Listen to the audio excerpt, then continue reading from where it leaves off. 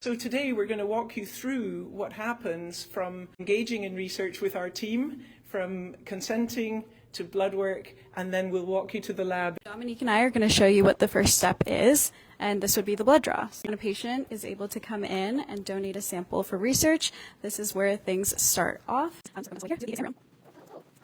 My name is Catherine, and this is Rochelle, and we're both research coordinators with Connective Tissue Disease Group. 4 patients get invited to participate in studies. We're working really hard to get the plan for the research in place, figure out all the protocols, get ethics approval, kind of work out all of the kinks. And the ethics approval is really to make sure that all of the research we do is done safely, with integrity, and ultimately to make sure that it's like the best possible research.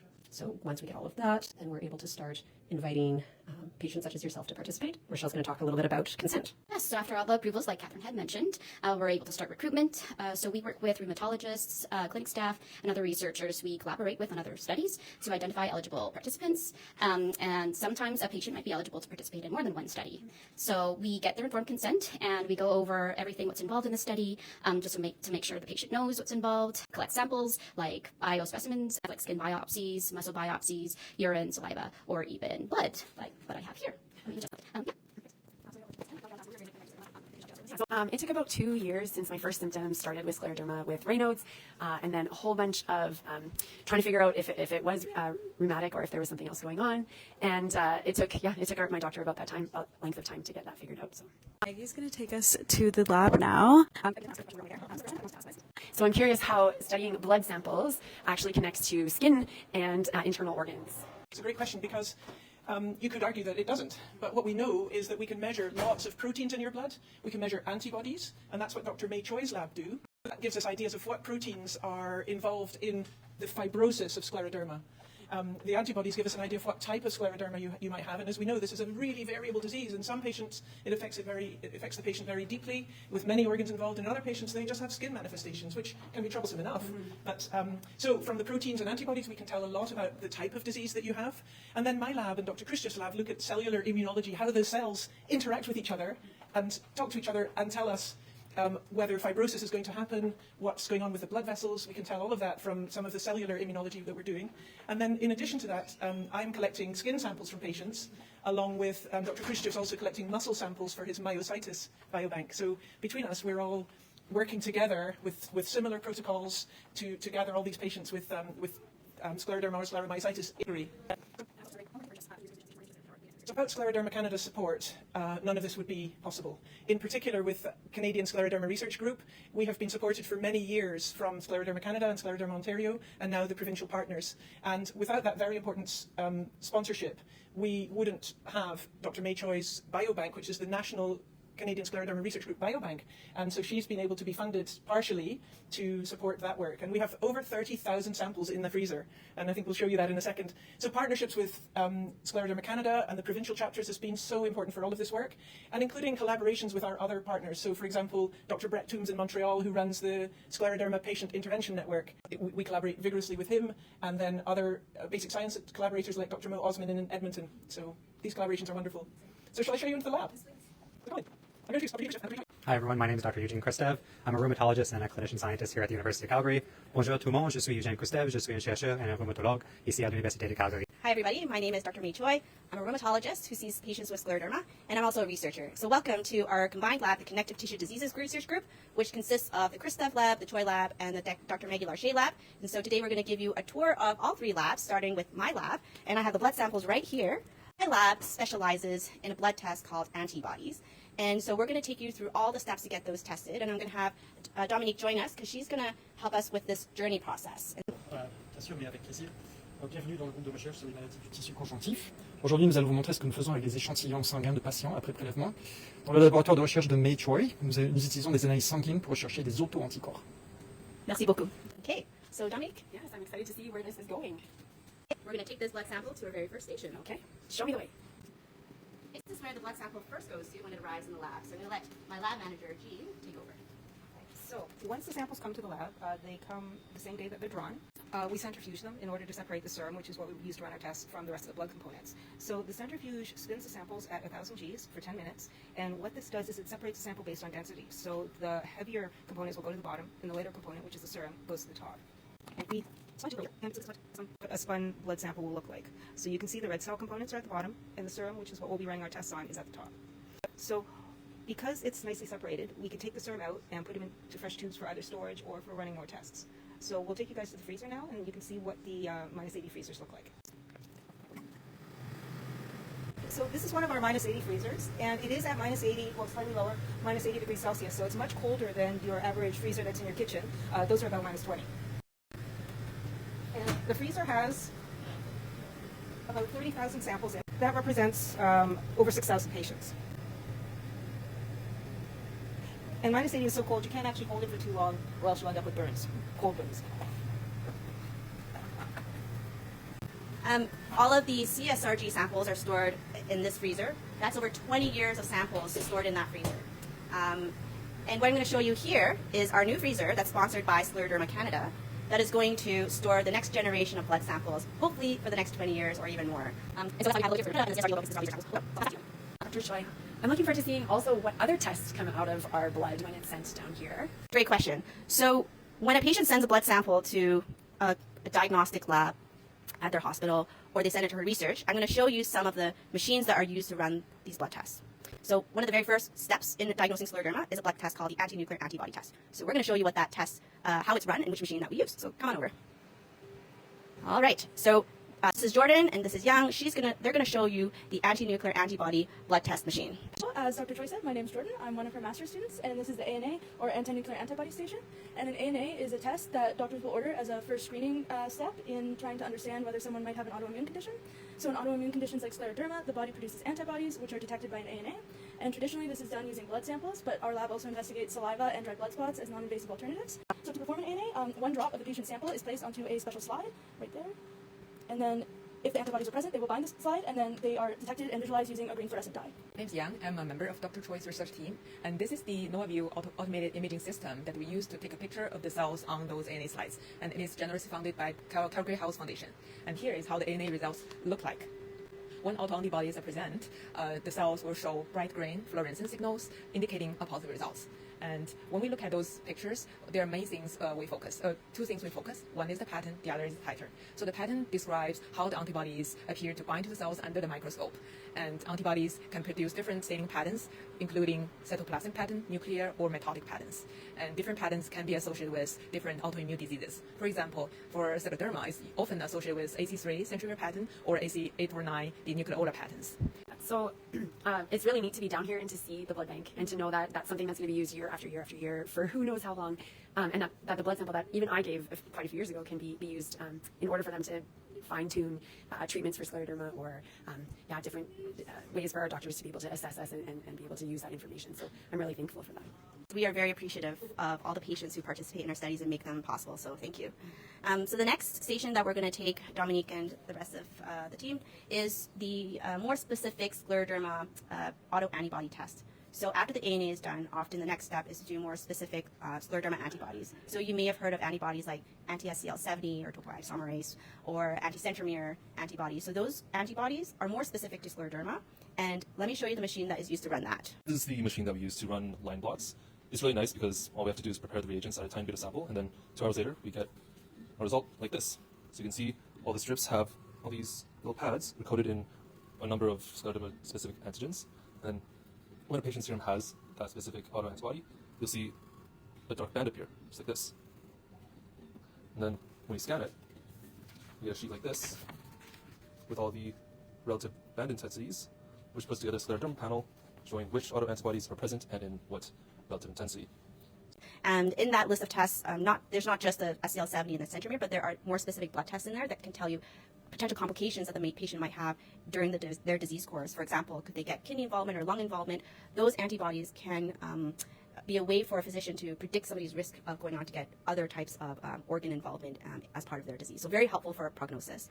Okay, so I'm going to pass the mic back to Dominique. So we're going to move on to the next part of the lab. All right. Now we're going to see some more tests that are being run in this area? Yeah, so we're going to head back because sometimes our patients don't have the typical autoantibodies. They're negative on all the tests that we've run, but they clearly, when we examine them, they have systemic sclerosis. What do we do in that situation? Well, in our research lab, we can look for these novel biomarkers, so things that we haven't discovered yet, and then hopefully those become more standard blood tests in the clinic for physicians to use. So how do we do that? I'm going to take you to the next station here. Hi there, everyone. I'm Nathan. I'm one of the students in the lab here, and this is our Luminex machine, which was generously funded by the Canada Foundation for Innovation. And what's interesting about this machine is it can actually measure up to 500 biomarkers, whether that be proteins or autoantibodies, in a single sample, which almost allows us to generate a fingerprint of each patient's immune system. This information can be very helpful for rheumatologists like Dr. Choi when deciding which treatments and therapies to prescribe to their patients. In addition to that, as Dr. Choi has mentioned, a lot of our research focuses on discovering new or novel proteins or antibodies in patients with diseases like scleroderma, and this is one of the machines that we use to do that. So it's a very important machine as part of our research program. The second machine that we have here that also does specialized autoantibody tests is a mesoscale, and I have Sajida here, my PhD student, who will go on to explain what that is. Hi everyone, my name is Sajida. I'm one of Dr. Choi's PhD students, and one of the assays that I routinely run is the mesoscale discovery, or MSD assay. So this looks at several proteins at once using a very small amount of patient sample. Think about a fraction of a drop. This is very useful to us as patient samples are highly precious, so we want to get as much information as we can while using as little sample as possible. The assay itself uses one of these plates over here, a 96-well plate. Each well gets the blood sample, whether it be plasma or serum, and then we hook it up to this machine over here, which has different detectors to look at up to 10 different antibodies that we could detect within the patient sample. Thank you so much, Sajida. So this concludes the first part of the lab tour. So just to quickly summarize, we've showed you some machines that help us process the samples once we receive it into the lab, and we also showed you where those samples are stored in a very, very cold freezer. And then when we're ready for testing, because we have a specific research question, then we take it through all the different stations in the lab to look for established biomarkers and also for new ones that we haven't discovered yet. And our end goal is to bring those blood tests into the clinic for physicians to use as soon as possible. And so with that, Dominique, I'm going to now take you to the next part of the lab, which is Dr. Kristev's lab, who will study the muscle, because sometimes the muscle is also involved in scleroderma. I think it's really important that as patients we have this is an opportunity for us to help out for the future of scleroderma or any autoimmune disease. And if doctors are offering research, then I would say sign up. Yeah, it might poke and it might hurt for a little bit, but I think it's really important when we see all the work that's being done for the future for new scleroderma patients and old. I'm Simon. I'm also a research associate for Dr. Eugene Kristev. Je suis Simon, bonjour. Je suis aussi un associé de recherche pour le Dr. Eugene Kristev. And I'm Dr. Eugene Kristev, Dr. Eugene Kristev. Donc nous allons parler aujourd'hui de la myosite, une maladie méconnue, mais qui est fréquemment associée à la sclérodermie. So we're going to talk to you about myositis, a condition that is not well known, but frequently overlaps with myositis. Alors, Eugene, commençons simplement. C'est quoi la myosite? So Eugene, what is myositis? At its simplest form, myositis is inflammation of the muscles. The immune system, which is meant to protect us, accidentally attacks the muscles, and this causes muscle inflammation. Au sens le plus simple, la myosite désigne d'une inflammation des muscles. Elle fait partie d'une famille qui est nommée les inflammatoires myopathies. Le système immunitaire, qui est censé de nous protéger, s'attaque par erreur aux propres muscles d'une personne. So how does myositis present? The most common presentation for myositis is weakness. So people will start noticing difficulty climbing stairs, getting out of a chair, washing their hair, or lifting their hands above their head. However, it's rarely limited to just the muscles. Patients with myositis can have skin disease, lung disease, swallowing difficulty, and even heart disease. The lines blur even further because patients with scleroderma can also develop myositis. It really shows that these connective tissue diseases don't have clear-cut lines, and there's frequent overlap between our connective tissue diseases. So is there a name when myositis and scleroderma overlap? Yes, the name for when myositis and scleroderma overlap is called scleromyositis. It is actually the most common and one of the most important overlap syndromes for both myositis and scleroderma patients. So what does that actually look like in a patient? So it can be a mix. Some patients will have classical scleroderma with skin thickening and Raynaud's, and then either early or later in their disease course, they will develop inflammatory muscle disease. On the other hand, some patients can present with frank inflammatory muscle disease, but they might have more subtle features of scleroderma, like puffy hands or Raynaud's. And is there a way to identify scleromyositis using lab tests? So some patients will have what we call overlap antibodies or scleromyositis antibodies. However, a lot of the time it really comes down to the history and physical examination, looking for signs of both scleroderma and myositis in these patients. Okay. And so why is it so important to recognize it early? It's important to recognize scleromyositis early because some patients might fall through the cracks. A patient might be followed for their scleroderma, but they might have subtle myositis that goes unnoticed, and vice versa. Okay. And what kind of research do we perform in our lab? Most of the research that we do here runs through the Canadian Inflammatory Myopathy Study, which includes patients who have scleromyositis. Patients are consented, and they give either blood and then sometimes skin and muscle tissue. What we do here is we look at different protein panels and other ways to image their biopsies to look at thousands of different proteins and how they change across diseases, hoping to find better biomarkers or clinical lab tools that we can use to improve the diagnosis of these patients. Additionally, what we hope to do with some of this work is to identify new disease mechanisms or why the disease develops in these patients, which might help us develop new therapies in the future or repurpose old therapies. Okay, Eugene, you mentioned that some of these patients get lung disease. Where do the lungs fit in? So lung involvement is a very important manifestation for both scleroderma, myositis, and scleromyositis patients. Because lung involvement can result in trouble breathing, we have a particular interest in our lab of finding better biomarkers to assess who will develop lung involvement, as well as who will develop severe lung involvement that might need earlier and more aggressive treatments. So for someone watching who lives with scleroderma, what should they take away? So if you have scleroderma and you start noticing difficulty getting out of a chair, washing your hair, or doing different functions with your muscles, this is something that you should talk to your providers about, specifically your rheumatologist, as this might be a sign that you are developing some subtle inflammatory muscle disease. What else? And the second part is that research like this depends on patients. Whether you take part in a study or simply share your experience with researchers like us, you help build the knowledge that leads to better tests and better treatments for the next person. Merci d'avoir pris le temps de visiter notre laboratoire et de nous écouter sur la scléromyosite. Thank you. Very much, Scleroderma Canada, for coming and taking the time to visit our side of the lab. We're going to quickly pass by a couple of our students here who are currently working on some experiments looking at how the blood from patients with myositis interacts with different bacteria, hoping to find how bacteria might result in the development of disease. Now we're going to head over to Dr. Larche's part of the lab, where she's going to teach you a little bit about what she does over here. Hi. Thanks very much for coming full circle back to the Larche part of the lab. We're going to first say that I've mentioned cutting-edge basic science research that we're doing here in all three labs, and it's very exciting to see a journey of a patient from pre-scleroderma, early scleroderma, established scleroderma, and then what it can do to the internal organs, as Dr. Eugene Khrushchev mentioned earlier. So our research is really focusing on cellular biology from both the blood and the skin tissues. And I mentioned earlier that Dr. Khrushchev's looking at muscle biopsy samples, and he was telling you a bit about that. So, Anne, over to you. Hi, I'm Anne. I'm one of the researchers with Dr. Larche's Autoimmune Precision Lab. Actually, many of the rheumatologists at the academic clinic here in Calgary are involved in research to help find better treatments for people living with myositis and scleroderma. As you've heard in one of the previous segments, participation in one of these studies often starts with an appointment with a rheumatologist. Then if you're interested and eligible, you'd be invited to speak to a researcher like myself, who would give you more information about the study and allow you to ask questions. Then participation could look like giving a skin biopsy, which is just a small sample of skin taken under local anesthetic. And these samples can actually give us a window into how scleroderma affects collagen, blood vessels, and immune cells. And with enough samples, we might be able to understand the biologic process that causes the disease to develop and why it behaves differently person to person. Now what we'd like to show you, the test we use in the Autoimmune Precision Lab, which is capillaroscopy. Dr. Larche? Yeah. So thank you. This is a tool where we use this device here to magnify the blood vessels at the very end of your fingers, at the cuticle here. And this is a typical example of a patient with systemic sclerosis. Now we can see patients with really early disease, active disease, and late disease, and they all have different patterns. This is a typical active scleroderma pattern. You can see here these tiny blood vessels are what's really nearly normal. But then you can see they swell dramatically, and then some of them burst, causing these black areas of hemorrhage into the cuticle here. So these are your nail-fold capillaries, and that's what I'm looking at in the clinic, and that's part of the research that we're doing. Because what we know about scleroderma is it's a combination of a fibrosis, but probably triggered by the immune system being a bit dysregulated, followed by a vasculopathy, i.e. an abnormal blood vessels. Let me take you into the lab. Thank you. Hi, my name is Yvonne Henshaw, and I am the research coordinator for the Scleroderma Research Group. And I'm excited to share some of the amazing projects that we've been working on. Our projects actually focus on improving knowledge and care for people living with systemic sclerosis, localized scleroderma, and other connective tissue diseases. And some of the studies we are currently working on include aging with systemic sclerosis, spatial transcriptomics and proteomics in connective tissue diseases, and all our research supported through inflammatory vascular disease, immune dysfunction, patient registry, and biobank. And through these projects, our goal is to understand how these diseases develop, how they affect the patient over time, and how research can contribute to improved care and outcomes. Hi, I'm Sini John, a research manager for the Scleroderma Research Group. So here, I'm processing the skin biopsy samples. So we are doing the skin biopsy samples to better understand the disease, scleroderma, in the molecular level.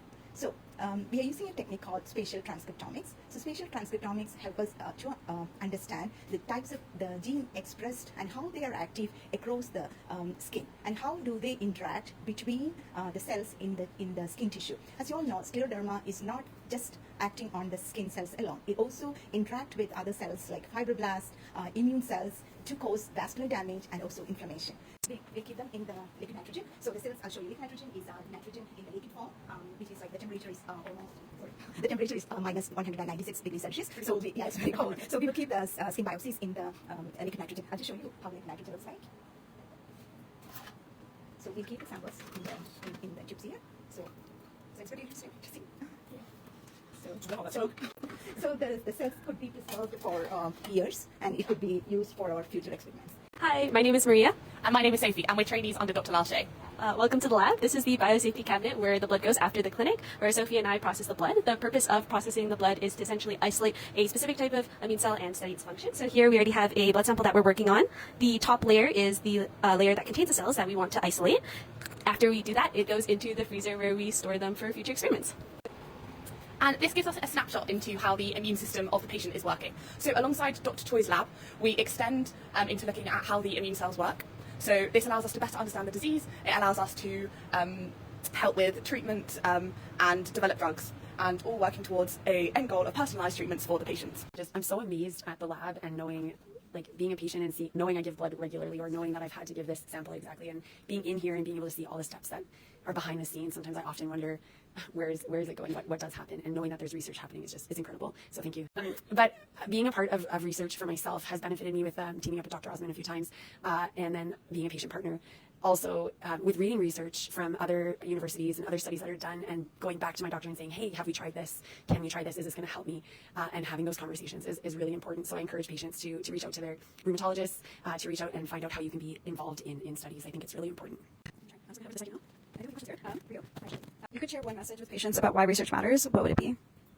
So the research we do here would not be possible without you guys, the patients. These are rare diseases, and therefore getting your blood samples and your clinical data is extremely important for us developing new tests for how to diagnose disease, as well as potentially new therapeutic targets. So thank you for participating in research if you do. And Maggie, how does laboratory research eventually translate into better care for patients? That's a really important question, and part of the reason we're here on World Scleroderma Day, to try to get to the bottom of how basic science research does help. So, for example, a good example is Dr. Choi's work with Dr. Marv Fritzler, which has shown that specific antibodies can give you an idea of what exact type, i.e. precision medicine of scleroderma you have. And Dr. Eugene Khrushchev's work looking at the spatial transcriptomics in muscle biopsies, for example, can really help hone down this precision medicine that we're really attracted to in our care of patients. Dr. Choi, if we were having this conversation again 5 years from now, what breakthrough or advancements would you hope that we would be celebrating? Thanks for that question. So I think all of our dreams, our ultimate vision is to find the cure for scleroderma. And I believe that when we work together, we're going to get closer and closer to that answer in 5 years. And one of the other things that we want to be able to achieve is actually prevent it from ever even becoming a disease. So finding better biomarkers, understanding why it happens will help us get to that answer as well. We're really wanting to get to the crux of why the immune system goes wrong early on in the disease. And if we can target that, then we might get a chance of this cure, Dr. Choi's cure in 5 years' time. Thank you for being here today, and thank you everybody for watching, and we hope to see you next year.